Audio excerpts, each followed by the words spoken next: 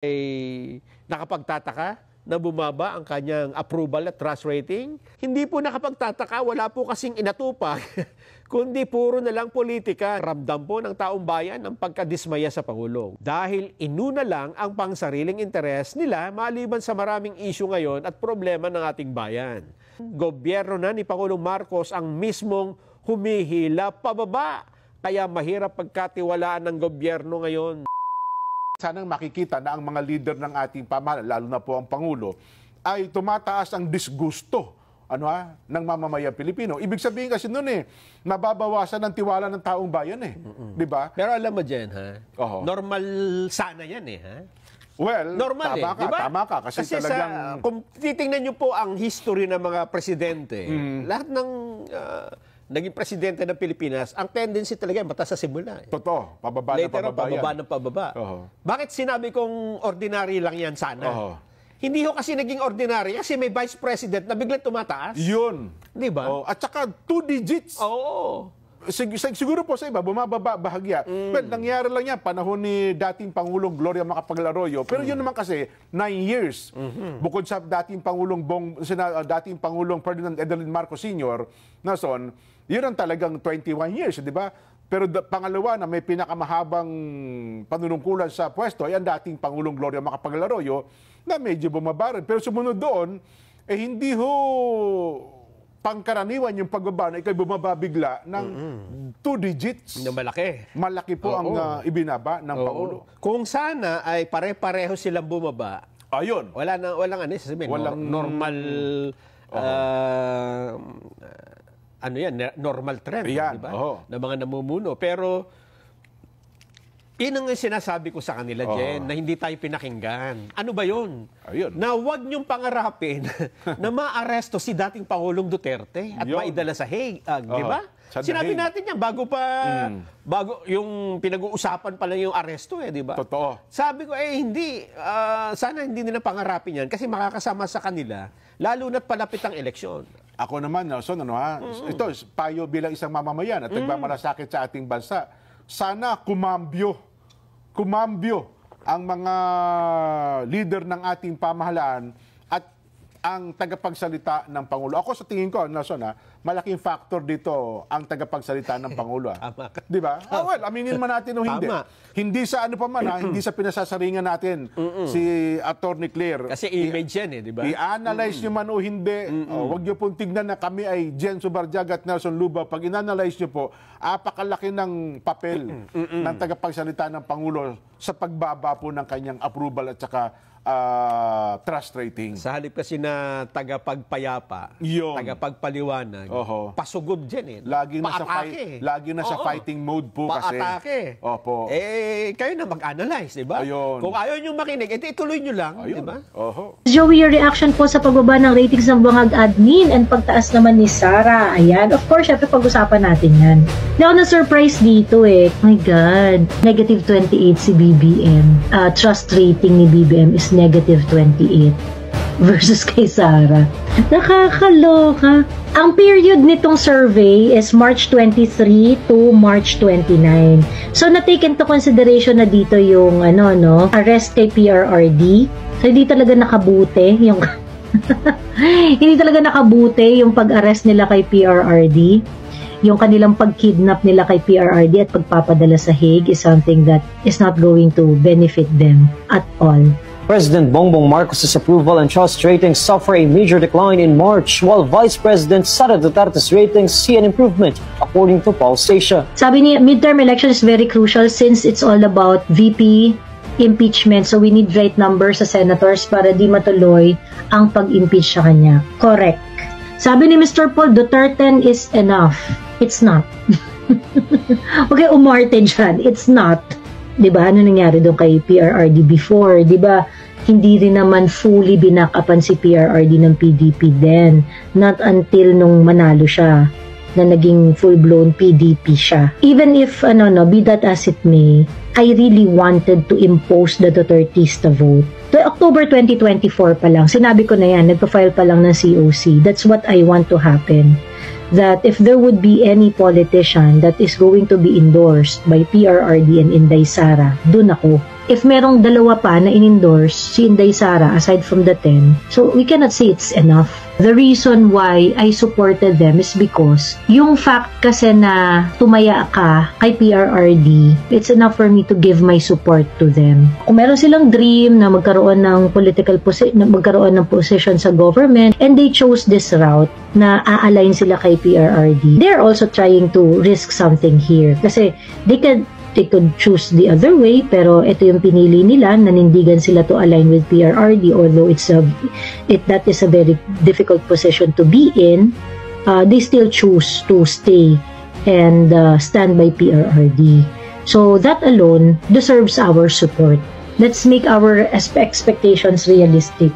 The Dutertista vote is an imposition that the Duterte voter base is a formidable force in this democracy. Above anything else, that is the statement that we want to make.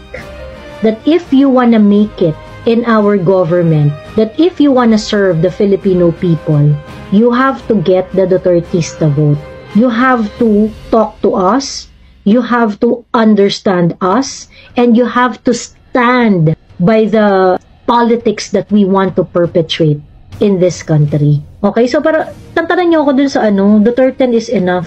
Sabi ni Julie C. Laurent, now is the right time to back up PDP and VP Sara candidates kasi it's a political war ito kahit ayaw natin kasi midterm election is all about the impeachment of VP Sara. That's true. Eto kasi yan, nasasaktan pa kayo. And ako, naiintindihan ko yun. Kaya nga ako, ang suggestion ko, i-process niyo yung sama ng loob ninyo at kung nakaya nyo ang iboto si Philip Salvador for consolidation purposes, for solidarity purposes, for numbers purposes, okay? Dapat, ganun rin yung approach nyo dito. It's really about consolidation. It's really about numbers. It's really about numbers. Taga Davao daw yung nanay niya. Taga Davao yung nanay ni Bam Aquino. Okay. Yan pala yung sinasabi ni LDC. Na parang all of a sudden, bigla na lang naging Davaoenyo yung nanay ni Election talaga, everybody wants to be Davaoenyo, no? Pag election talaga, everybody wants to be Davaoenyo. Si Jean naman, nakikita niya yung sincerity. I vote for Senator Amy. I saw the sincerity on her fighting for Tatay Digong and whatever the outcome of my vote, I take full responsibility. Sabi ni Jean Tarek. Mel, ang theory ko sa pangyayaring ito ay pinupolitika si VP, sagot din sa mga bangag dapat ay politika. Kasi sampal yan sa bangag na in-endorse ng magkasundo pa din si VP at Amy after all. Tinitira ni VP at Amy ang bangag through psycho war. Ikaw ba kapatid, di ka mapapaisip na bakit kampi sa iba ang kapatid mo? Mapapadami na naman singhot ng mga bangag. For me, ang malinaw sa akin ay may malaking lamat na relasyon ni Amy at bangag, lalo na sa hipag niya at pinsan. Manalo o matalo si Amy. Agree.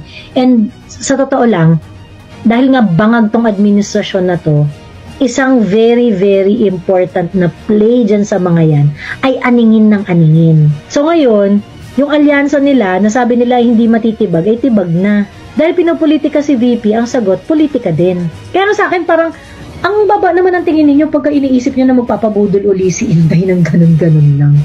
Baba naman ang tingin nyo kay Inday. Sabi ni Julian's World, di talaga ako convinced na nasa 12 or 13 ang rank ni Kiko at Bam. Nandun talaga. Nandun talaga yung rank nila. Nandun talaga. Magkakatabi sila. 4. At saka si Inday, hindi siya yung tipo ng tao na magde-decide based on speculation. Si Inday, data-driven yan.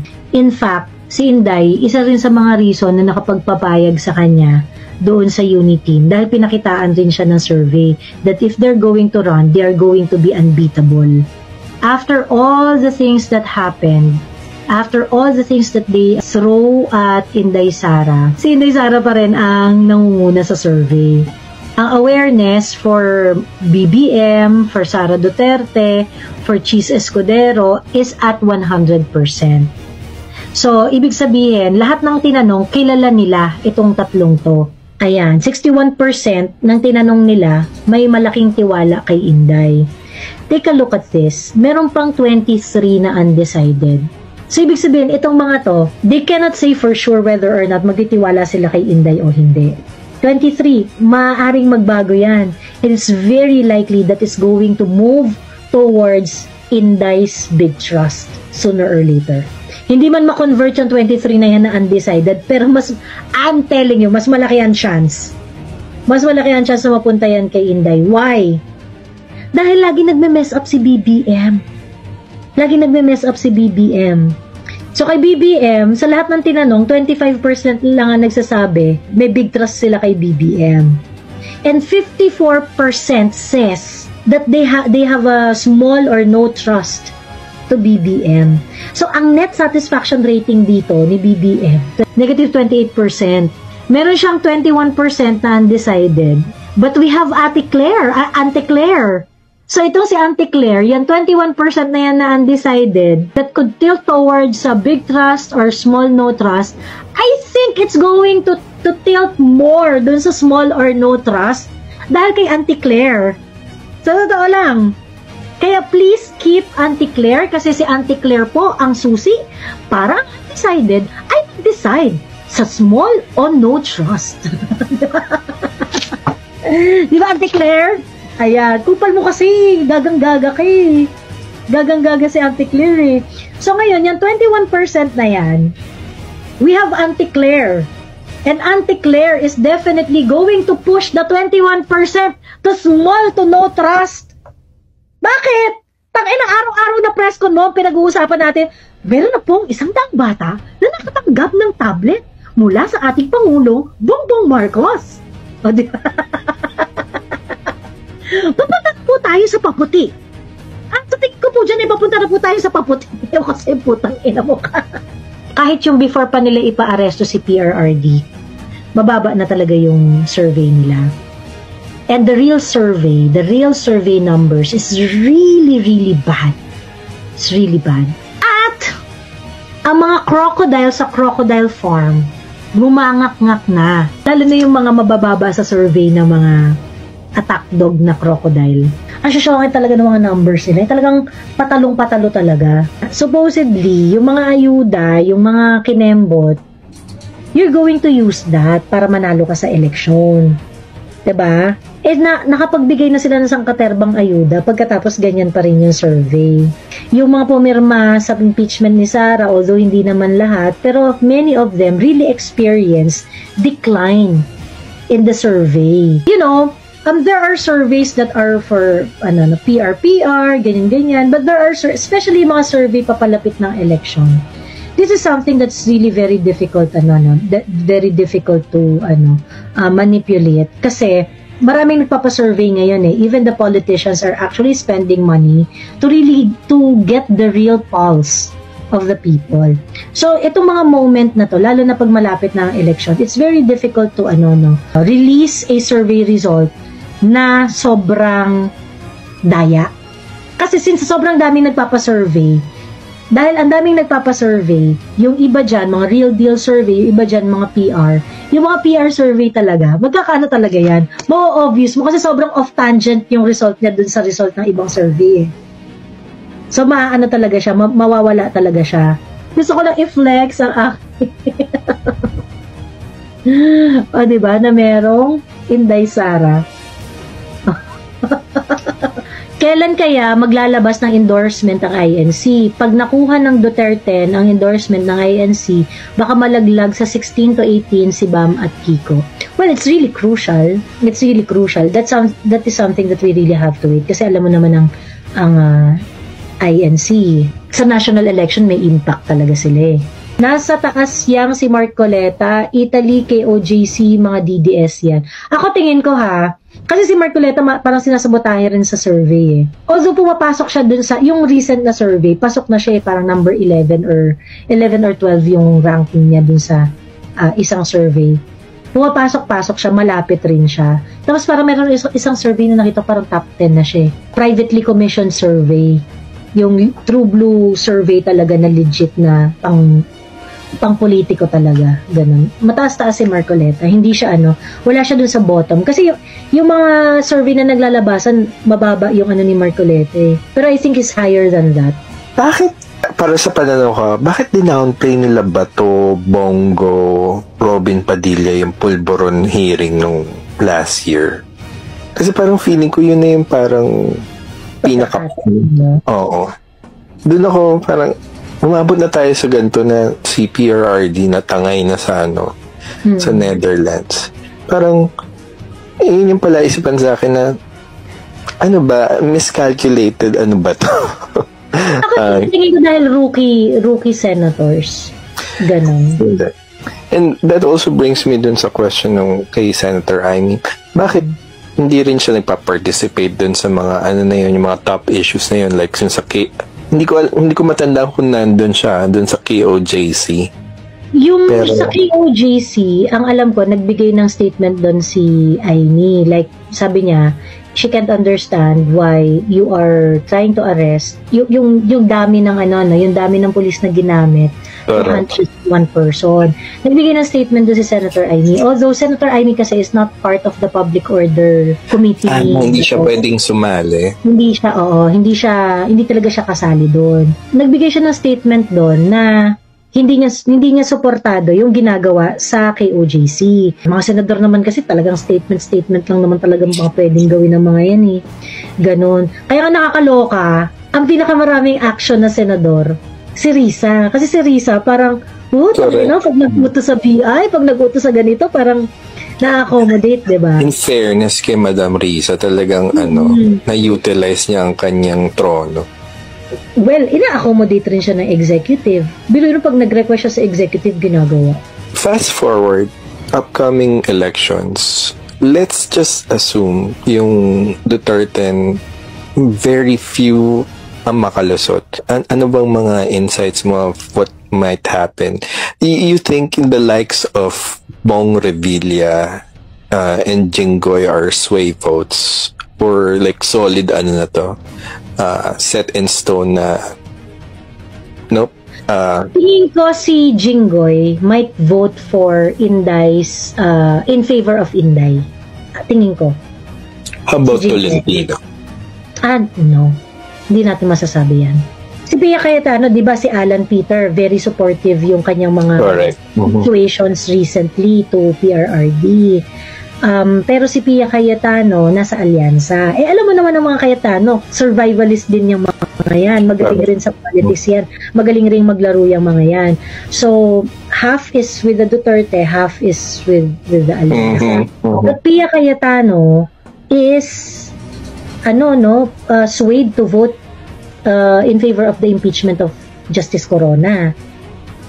Yung track record ni Pia. So we can't really say, parang aside from the fact na nasa alyansa si Pia, meron na siyang track record na bumoboto siya in favor of an impeachment na unreasonable.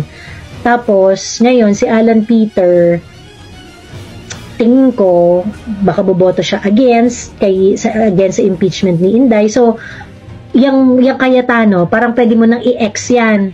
Diba? Kasi 1-1, parang 0 out sila. 0 out na isa, ganyan. Tapos, the rest, ang sigurado lang talaga dyan na hindi boboto sa impeachment ni Inday.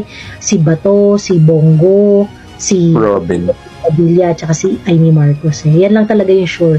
The rest, hindi talaga natin alam.